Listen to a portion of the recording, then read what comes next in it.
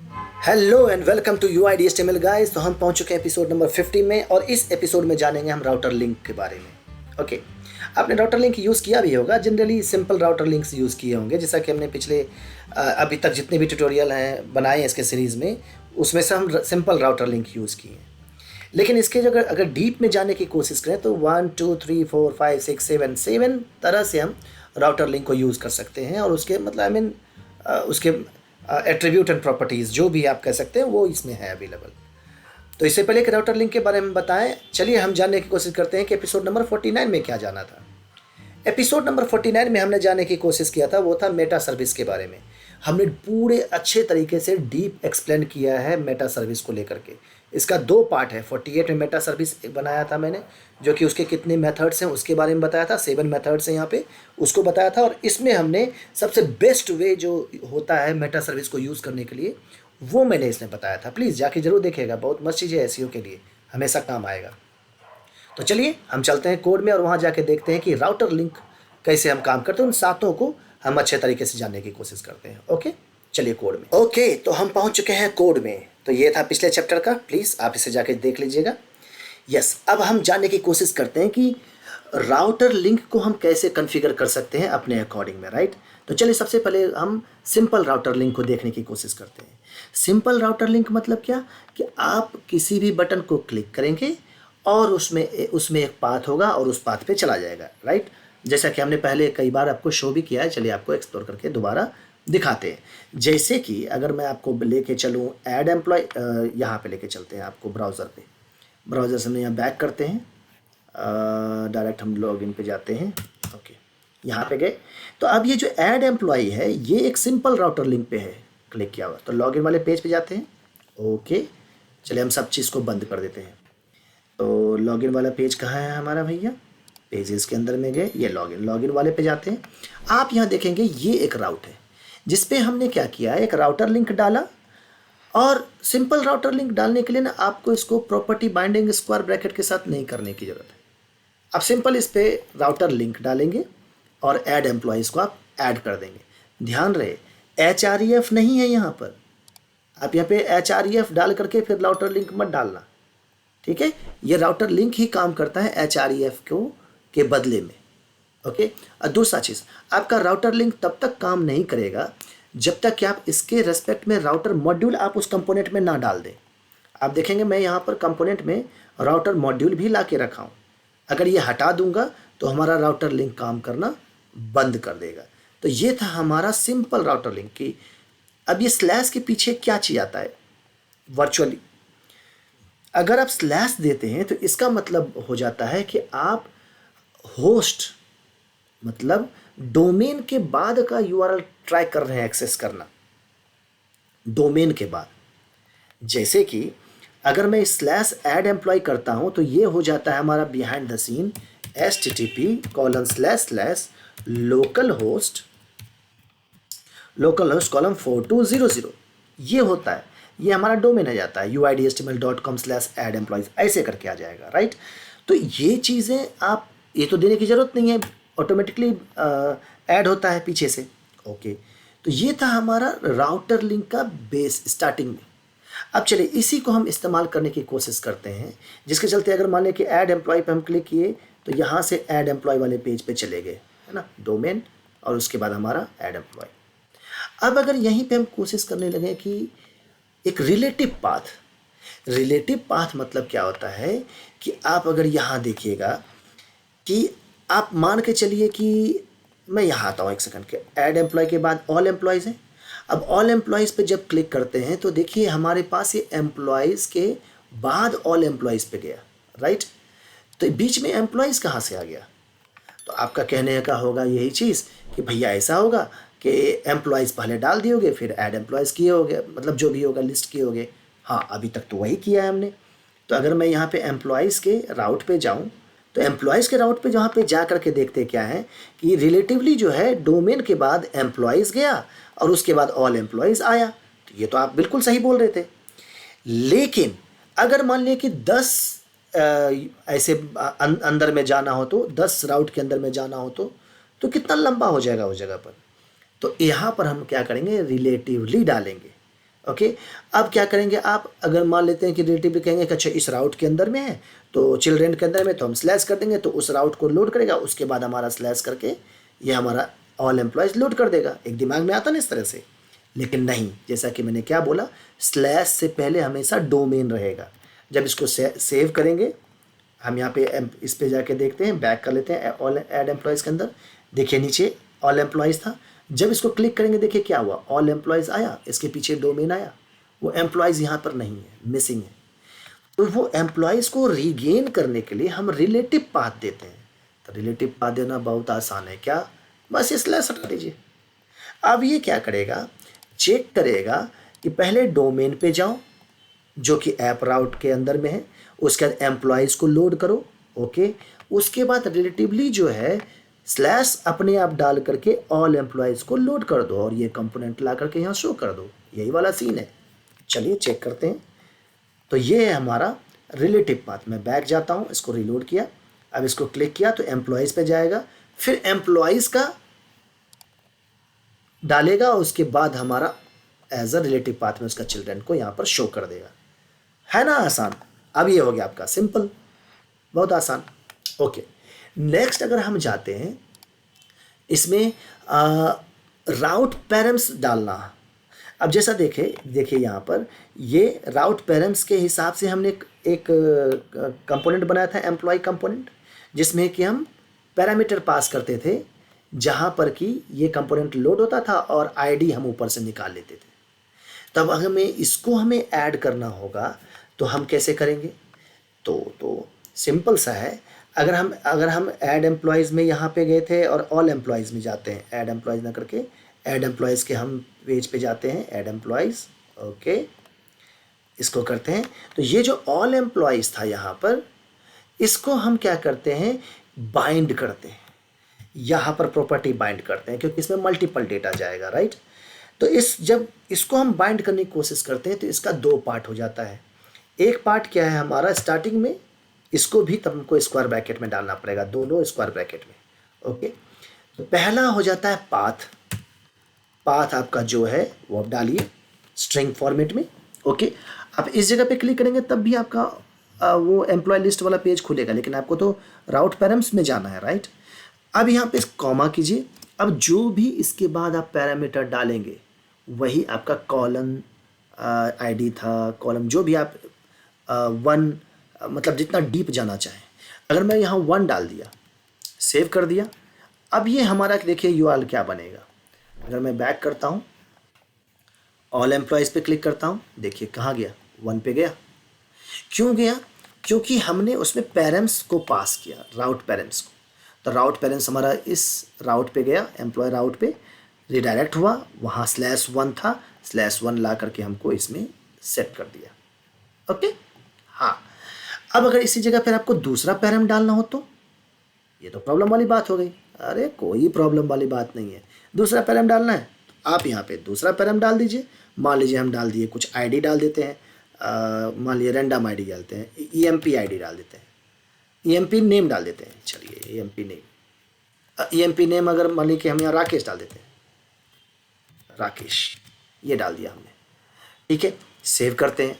तो अब ये क्या होगा, जब आप इसको क्लिक करेंगे यहाँ पर ऑल एम्प्लॉयज़ पे क्लिक किया तो देखिए ये कहाँ लेके जाएगा, एक मिनट, लोड नहीं हुआ है, होल्ड कीजिएगा।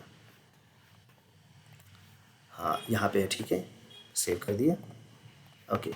जब ऑल एम्प्लॉयज़ पे क्लिक करेंगे तो देखिए नीचे लास्ट में राकेश आ रहा है। जब राकेश पे क्लिक, वो उस यूआरएल पे क्लिक किया तो कहाँ ले गया, एम्प्लॉयज़ के अंदर 1 के अंदर राकेश। इसका मतलब अगर यहाँ पर एम्प्लॉय के राउट में कोई एक्स्ट्रा राउट भी अगर बना होता जगह पे, जैसे मैं ऐसे कर दूँ, आईडी के बाद स्लैश के बाद कॉलम, मैं कर देता हूँ नेम, तो एम्प्लॉय कंपोनेंट को लोड करता और ये हमारा शो होने लगता इस जगह पर। अब देखिए यहाँ पे आया एम्प्लॉय वर्क्स।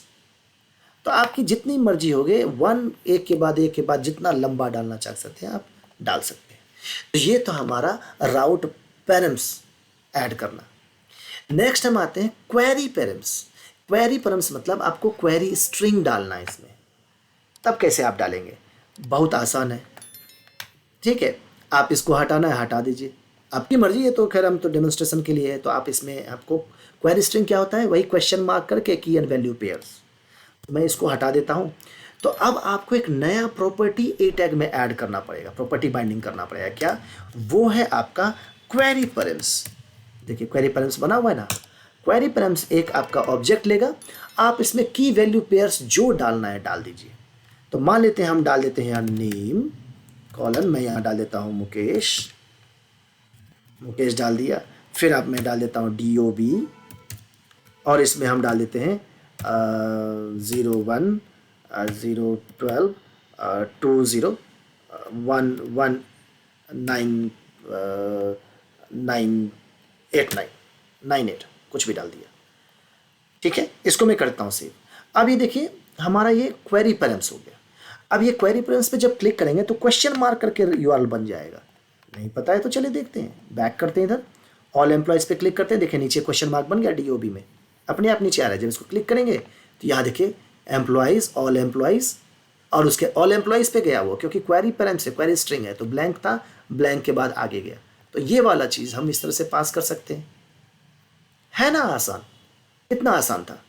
अब ये तो हमारा हो गया। नेक्स्ट क्या था हमारा, क्वेरी पैरेंट्स भी हो गया। फ्रेगमेंट, फ्रेगमेंट में क्या होता है, इसको कहते हैं इंटरनल लिंक्स बनाना। जैसे आप अगर सेल्फ लिंकिंग करते थे ना पेज पे हैश डाल के, वो कैसे बनाएंगे, उसको बनाने के लिए क्या है, चलिए हम इसको एक हटाते हैं क्वेरी पैरेंट्स को। अब उसके लिए हम क्या करेंगे, फ्रेगमेंट होता है यहाँ पर। आप इसको फ्रेगमेंट जो है सो ब्रैकेट में भी डाल सकते हैं, अगर आपको कोई वेरिएबल पास करना है तो। अदरवाइज आप यहाँ स्ट्रिंग डालना है तो फ्रेगमेंट में गए और आप यहाँ पे कोई भी जो भी आपका हैश लिंक जो भी बनता है वो बना के डाल दिए। आपको हैश नहीं डालना है, ध्यान रखिएगा। मान लीजिए हम डाल दिए कॉन्टैक्ट, कि अगर एम्प्लॉयज़ के अंदर में कोई कॉन्टैक्ट है तो उस पर जाओ हैश लिंकिंग के थ्रू। हम इसको सेव करते हैं, फ्रेगमेंट में डालें। अब ये पेज हम जाते हैं, रिलोड करते हैं बैक। ओके, ऐड एम्प्लॉयज़ पे गए, ऑल एम्प्लॉयज़ पे जब क्लिक करेंगे देखिए नीचे एम्प्लॉयज़ हैश कॉन्टैक्ट बन गया। अब ये चला जाए एम्प्लॉयज़, पहले ब्लैंक राउट पे जाएगा तो वो ऐड एम्प्लॉयज़, ऑल एम्प्लॉयज़ पे जाएगा, फिर हैश कॉन्टैक्ट डालेगा। देखिए employees, all employees, hash contact. अब इसको आप एक्सेस कर सकते हैं, है ना आसान, बहुत आसान है। ओके, नेक्स्ट अगर हम देखने की कोशिश करें तो हमारा क्या है भैया, नेक्स्ट है हमारा एक्टिव लिंक स्टाइलिंग। हाँ, अगर एक्टिव हमको लिंक पे करना है तो चलिए एक काम करते हैं, ऐसा पेज, ऐसा लिंक बनाते हैं जहाँ पर कि जो उसका डेटा है वो सिर्फ उसी कंपोनेंट में लोड होता है। ना दो बटन के ऊपर एक्टिव और इनएक्टिव डालेंगे। तो उसके लिए हम क्या करते हैं, ऑल एम्प्लॉयज़ पे जाते हैं, ऑल एम्प्लॉयज़ पे ना जा करके एम्प्लॉय कंपोनेंट में जाते हैं, जहाँ पर कि उसका चिल्ड्रन जो राउट है, इसका जो चिल्ड्रन राउट है, जो कि हमारा ये ID नेम ऑल एम्प्लॉयज़ सब लोड हो रहा है। तो मैं यहाँ 2 बटन बनाने की कोशिश करता हूँ। तो चलिए 2 बटन बनाने की कोशिश करते हैं। हम क्या कर देंगे, राउटर लिंक जो है सो ऐसे, देखिए वही हैश नहीं डालना है, ध्यान रखिए, HREF नहीं डालना है, ध्यान रखिएगा। इसमें हम डाल देते हैं यहाँ पर क्या, ऑल एम्प्लॉयज़, ऑल एम्प्लॉयज़ डाल दिए हम इस जगह पर। नेक्स्ट हम डालते हैं इस जगह पर वन सिंगल एम्प्लॉय या 1 एम्प्लॉय, ये डाल दिया 1 एम्प्लॉयज़ ने 1 एम्प्लॉय, मतलब दो राउटर लिंक हमने बनाया। अब इसमें जो हम डाल देते हैं क्या, कि मान लेते हैं हम सिंपल तो नहीं, हाँ सिंपल ही डाल देते हैं जो भी है। तो यहाँ हम करते हैं रिलेटिव डाल देते हैं, स्लैश एम्प्लॉयज़ ना डाल के रिलेटिव डाल देते हैं। तो हम कर देंगे ऑल एम्प्लॉयज़, ये डाल दिए, और इसमें डाल दिए एम्प्लॉय 2 बन गया। ओके, अब ये 2 राउटर लिंक बन गया। लेकिन देखिए प्रॉब्लम क्या है, ये जा रहा है, अभी जा रहा है, एम्प्लॉय वर्क्स सब कुछ हो रहा है, क्योंकि राउटर मॉड्यूल हमारा इसमें डला हुआ है। इस जगह देखें राउटर मॉड्यूल यहाँ पर एडेड है। अगर राउटर मॉड्यूल ऐड नहीं होता तो वो लिंक काम नहीं करता। चलिए आपको दिखाई देता हूँ, सेव कर देता हूँ मैं। सिंपल वो स्ट्रिंग हो जाता है, ये सिंपल स्ट्रिंग होगा, ये क्लिक नहीं होगा, देखिए ना, क्लिक नहीं होगा। तो आपको ये डालने की ज़रूरत है। और दूसरा चीज़ देखिए, मैट बटन मॉड्यूल भी हमने डाला है इस जगह पे, मटेरियल का बटन इस्तेमाल करने के लिए। अगर प्लीज़ आपको मटेरियल के बारे में, एंगुलर मटेरियल का ट्यूटोरियल चाहिए तो इसका भी एक प्लेलिस्ट बना हुआ है, आप उसे चेक कर सकते हैं। तो मैं यहाँ पे जाऊँगा और इसको मैं डालूँगा मैट बटन, ठीक है। और इसे मैं डाल देता हूँ मैट बटन, ये डाल दिया। अब ये हमारा 2 बटन बनकर यहाँ पर तैयार हो जाएगा, ठीक, जिसको कि हम क्लिक करेंगे तो 1 एम्प्लॉय पे जाएगा, एम्प्लॉय वर्क्स, ऑल एम्प्लॉयज़ पे जाएंगे तो ये ऑल एम्प्लॉयज़ हमारा यहाँ पे लोड हो जाएगा। ओके, बड़े आसान तरीके से। अब राउटर को अगर हमको एक्टिव, अब ये मान के चलिए कि हम जिस इस 1 एम्प्लॉय पे गए तो ये हमारा एक्टिव होना चाहिए, समझ गए? ये तो सिंपल सा है, जिस भी बटन पे क्लिक करते हैं उसमें एक एट्रीब्यूट ऐड करना है, एक प्रॉपर्टी बाइंड करना है, वो है राउटर लिंक एक्टिव। इतना लंबा नाम है तो डालेंगे राउटर लिंक एक्टिव, देखिए आ गया हमारे पास। और इसमें जो भी क्लास ऐड करना चाहें आप वो ऐड कर सकते हैं, जरूरी नहीं है कि हम एक्टिव है तो एक्टिव ही डालेंगे।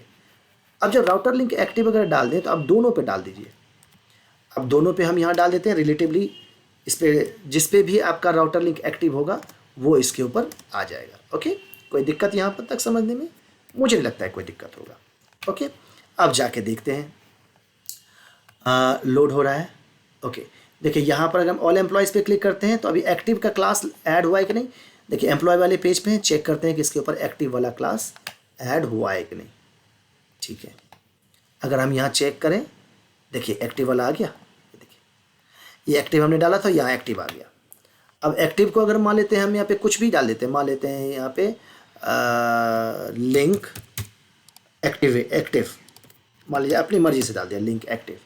आप इसे कॉपी कीजिए और इसे आप कर दीजिए यहाँ पर, ये लिंक एक्टिव।